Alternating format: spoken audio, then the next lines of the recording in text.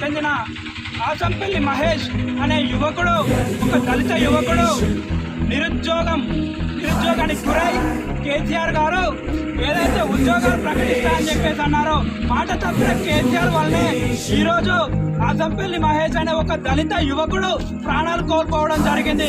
దీనికి కారణమైనటువంటి TRS party కావచ్చు, అదేవిధంగా ముఖ్యమంత్రి కేసీఆర్ కూడా దీనికి కారకుడు అవుతాడు. ఇది కేవలం ఆత్మహత్య మాత్రం కాదు, ఇది కేసీఆర్ గారు చేసినటువంటి హత్య, టీఆర్ఎస్ పార్టీ చేసినటువంటి హత్యగా పరిగణించబడుతుంది.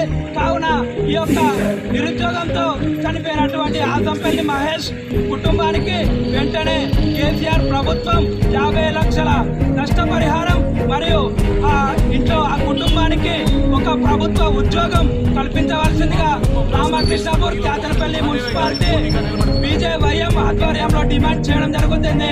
లేని పక్షాన రాష్ట్ర నలుమూలన ఉన్నటువంటి బీజేవైఎం కార్యకర్తలు, నాయకులు ప్రగతి భవన్ ముట్టడికి వస్తామని చెప్పేసి ఈ విధంగా హెచ్చరిస్తూ ఉన్నాం. జై తెలంగాణ, భారత్ మాతా కే, భారత్ మాతా కే. కేసీఆర్ బాల్క సుమన్, బాల్క సుమన్, బాల్క సుమన్.